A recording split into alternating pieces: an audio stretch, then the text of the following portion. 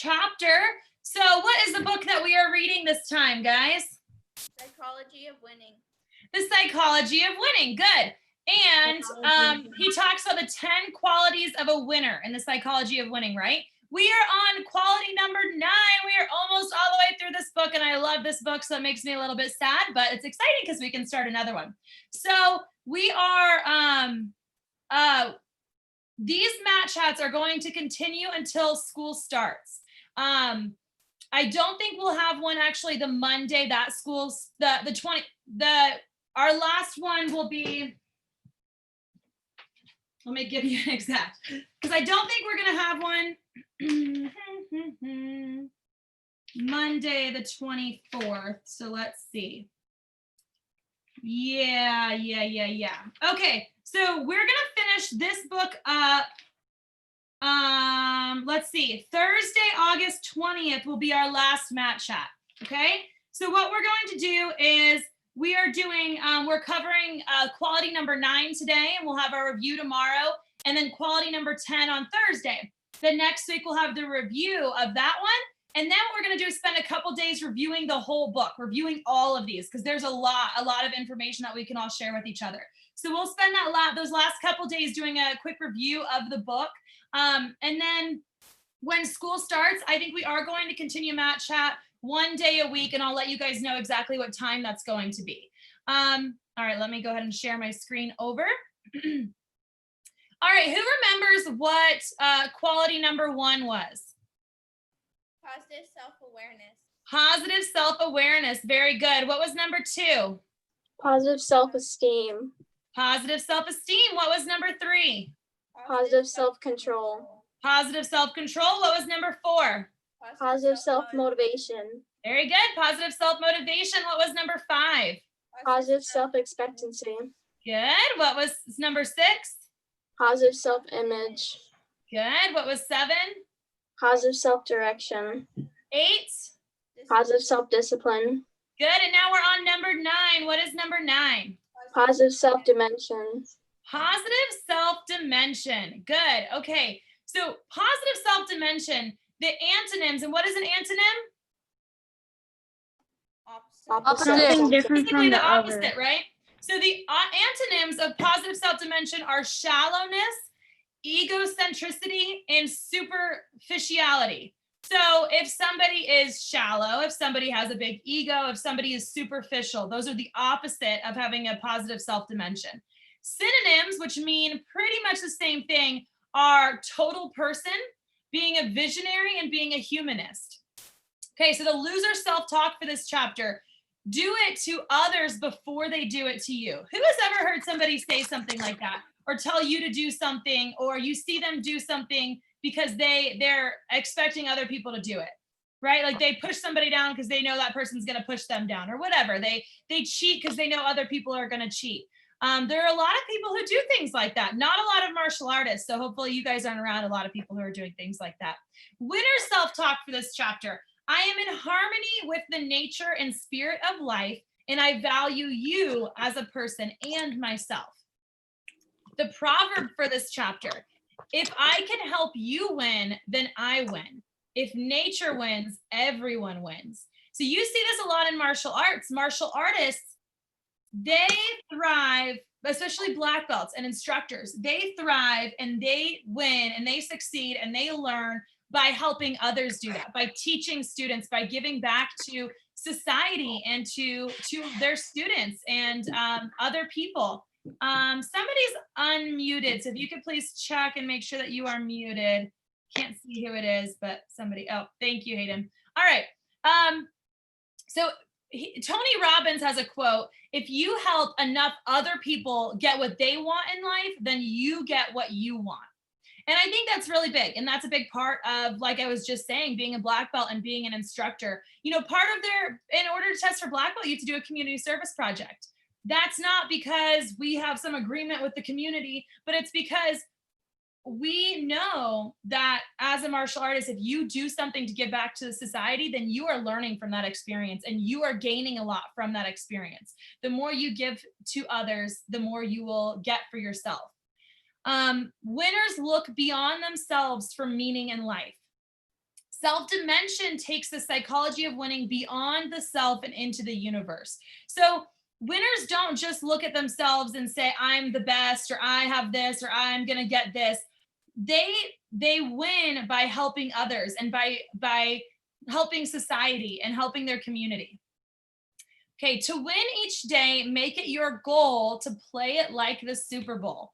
Focus all your energy on what and who you want to be. I love that. That's one of the things he says in here. And we talked about this in the very beginning. Live every day like it's a Super Bowl, right? Not like it's your practice. Live it like this is the day that counts. Every single day, live it like it's the day that counts. All right, so winners put it together as the whole total person. And I think when we talk about that from this chapter, I like to think about our 7 tenets and our 5 codes. Living by those tenets and those codes, that's how we as martial artists become a well-rounded person, right? We don't just have great technique with kicks and punches, but we have integrity, concentration, perseverance, respect and obedience, self-control, humility, indomitable spirit.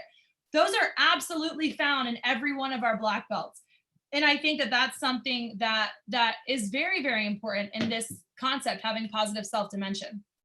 All right, the greatest example of self-dimension a winner can display is the quality of earning the love and respect of other human beings.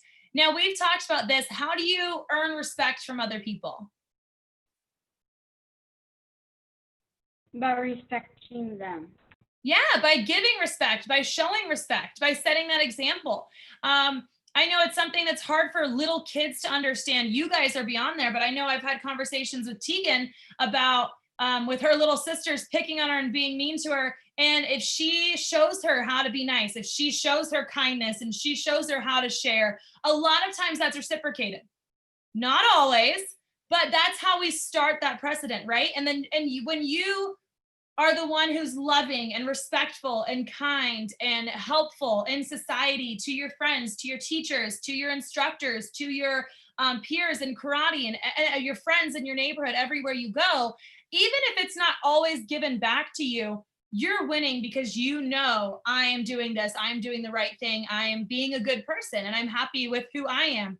And then a lot of times you earn that right back. Okay, winning self-dimension does not mean standing victoriously over a fallen enemy. Who has heard, I shared a story on Facebook recently about, it was a race. There was, I don't even know what race it was, but it was a track race, and it was between different countries. I have no idea what this was. Might have been the Olympics. I have no idea. But one competitor from one country fell to the ground, and he was in first place. He would have won. The person right behind him picked him up and carried him to the finish line and made sure that he crossed the finish line before him. When people went to him afterwards, they were like, well, why did you do that? Why? You could have won the race if you had not carried him and, you know, sacrificed you winning for him. And he's like, well, what good would winning have been if I knew that he was on the ground over there? And what kind of person would I be if I just left him there? So it's not about winning at the cost of anybody else, but sometimes you win internally, and your happiness and your growth and you being a good person relies on sometimes you maybe not finishing in first place. But he probably felt a lot better finishing in second place, knowing that he carried that other competitor and that competitor got first place, than he would have felt if he ran right past the guy on the ground and won first place, right? Just like in sparring and in karate class, when we haven't sparred in a while, but when we spar and when we're competing, we do no contact sparring, right? So if you have somebody who's taking cheap shots and they're making contact and they're just hurting the other person and not sparring the way they're supposed to be sparring, they're not winning the right way. And if you don't win the right way, your self-dimension is not that of a winner. Okay, winners create other winners without exploiting them. That's a big one too. So being a winner, being a leader, being a black belt is all about helping others to be their best, right? And to help create other winners. I was just reading another book, and it was talking about leadership. And that was one of the biggest things as far as leaders go, is leaders help create other winners, help others to be their best. And we've talked about how leaders put their followers before themselves, but not just like, I'm going to prioritize you eating lunch before me, but I'm going to help you to succeed and thrive in whatever you want to do. And a lot of times you see that like in Middleburg Martial Arts, we've had a lot of instructors that Master Lappin has taught and trained and developed, and then celebrated them when they go off to their career in finance or to their career in the military. And why is that? It's because she doesn't want them to be here and be working for her forever. She wants them to succeed in whatever is best for them. And that's a true example of leadership. And that's what we do in martial arts all the time. Okay, so winners get it together with their loved ones, their friends, and with the community in which they live. Whoever wrote on the screen, please take it off so that way I don't have to do it. All right, so they get it together with their loved ones. So they work on their relationships with everybody, and they work on helping their loved ones, their friends, everyone in their community. Okay. When you want something, how do you go about getting it? What do you guys think? If you really want to achieve something, how do you go about getting it? We talked about this in the 7 habits. Hard work. Hard work, yeah. Achieving your goal. Achieving, yeah, setting goals, focusing, achieving them. And winners create win-win relationships, and they focus on how they can help others. And if they get something out of it, that's great. But that's what winners do. And especially winners with positive self-dimension. They focus on helping others do their best, helping others achieve. Now, that doesn't mean, that somebody else wins and they lose. They come up with win-win situations, and they focus on helping the other person win as well. And then a lot of times they get even more out of it. Winners also take the time for themselves and do something that will help them grow and prolong their life. Guys, whoever is writing on the board, please stop. Because now you know what I have to do? I have to make everybody wait while I go and delete it. I don't see anything on the board, Rach. There's an arrow on there. Oh, I did see that arrow. And somebody else just deleted theirs, so thank you. I don't even know how to write on the board. Good, don't learn. Okay, all right, we're good now. Ma'am. Okay, so losers have the philosophy of do it to others before they do it to you. We talked about that in the very beginning. But winners practice a win-win attitude, right? So I help you and then I win. And I really cannot think of a better example of that other than being a martial arts instructor. Who in here has ever taught a class? Raise your hand if you've ever, even in CIT, helped teach a class. Raise your hand if you've ever taught a martial arts class or helped in a martial arts class. Good. So when you teach, I want you to raise your hand again if you have ever felt really good after teaching. Raise your hand. And it's usually because you're not doing anything for yourself when you're teaching that class, but you help somebody else. You change the way you're talking. You go out of your way to give a compliment.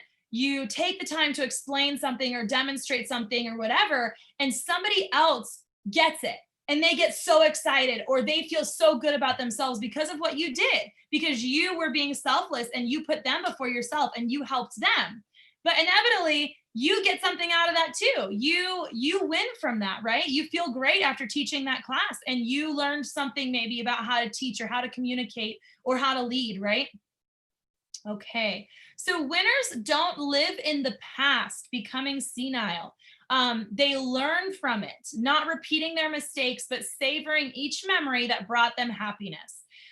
We've talked about this a lot in a lot of different ways, that failure is okay. It's okay to fail. It's okay not to do something well. It's okay to lose. It's okay to literally fall on your butt. The people who have the best jump kicks have all fallen. Is Caleb White on here? He is, yeah. He has, Braden West is on here too. All right, they have some amazing jump kicks. Cora has some amazing jump kicks. And I bet you every single one of them has fallen on their butt trying some kind of kick. Why? Because they push themselves out of their comfort zone and they try to do it a little bit more intense. They try to jump a little higher. They try to spin a little bit further, and they push themselves further and further and further. And eventually they're going to fall sometimes, and that's okay. But what they do is they don't do the first time they fall, they don't quit and say, you know what, I don't like jump kicks, I'm just going to stay on the ground. They keep trying. And that's what makes their kicks so great, right? Now, do you think that they focus on how bad that one time that they fell was?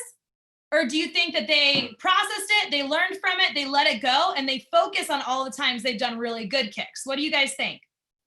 Do you think they focus on the time they fell, or do you think they focus on the good kicks that they've done? They relearn from it. Absolutely, they learn from it and they focus on the good side, the good, the wins, the successes that they've had. And that's true with every area of your life. I had a school project when I was in elementary school that I got a D on. Now, let me tell you, I was very upset with myself if my A's dropped to a B, but I did a school project with a group and everyone had their different assignments, and some of my team members didn't bring in their assignments, so all of us had D's. And you learn from it, you move on. That doesn't mean that every time I did a group project, I was like to my whole group, now you guys all better turn in your paper because this one time, and every group project, I hate group projects because of this. I still like working with groups and working with teams because you have to focus on the positive things, but that doesn't mean you don't learn from it. That doesn't mean I didn't confirm that my teammates all had their assignments the next time I had a group project, right? Okay, winners live in the present, in that only moment of time which they have any control, and that's now. So can you guys control the past? No. Can you guys control the future? You can change the future. You can't control the future. You can change the future, but when can you change the future? Right now, today. What you do right now is what's going to affect the future. There's nothing you can do about 5 years from now, 10 years from now. You can't right now change that. You can alter it by what you decide to do right in this second. This moment in time, right now, is the only thing you have control over. And all of you guys made a good step because right now you're on Mat Chat learning and bettering yourselves and growing. So good job for that. All right, so homework for this week. I want you guys to find harmony with yourself and with others. So one, think about one thing that you really like to do and devote an entire hour to do it this week without any distractions. So any one thing that you like to do, go ahead and write it down right now. Write the one thing that you love to do. If it's horseback riding, if it's karate, doing your forms, if it's swimming, if it's riding your bike, if it's skateboarding, if it's surfing, whatever it is, write down one thing that you love to do. You, yourself, not for anybody else, for yourself. All right. Now, I want you to do a favor for someone this week without any expectations of them returning it. So this is separate. So you're doing one thing for yourself to find harmony in yourself. Now I want you to do one thing to help somebody else. Now, this doesn't mean I'm going to let you borrow money with the expectation of you lending it back. It doesn't mean that I'm going to help you clean out your garage because I know you'll help me clean out my garage when I need it. This is you doing one thing for somebody else without any expectations of them returning the favor, okay? 3, I want you to spend 15 minutes at the end of the day today with somebody that you love, with a parent, with a sibling, with a pet, with a cousin, with a good friend. Find 15 minutes at the end of the day today with somebody that you love, and I want you to listen to them without any distractions. So turn off the TV, turn off the radio, and just listen to them. Let them talk to you about their day. And I want you to tell them how much you appreciate them and how much you love them. Be honest, be sincere, don't make something up, but I want you to take the time to appreciate one of your loved ones. Okay, any questions about the homework? No, ma'am. All righty. Well, that is it for today. So I hope everyone has a marvelous Tuesday, And please write down Today's one. Oh, yeah, today. write down one thing that you did for yourself that you're going to do for yourself this week. If you get to do it today, that's even better. Write down the favor that you did for somebody, and then write down who you spent 15 minutes with, and you guys will talk about that tomorrow on Matt Chat. I believe it's with Miss Maya tomorrow. All right, guys, have a great day, and I will see you guys in class. Bye.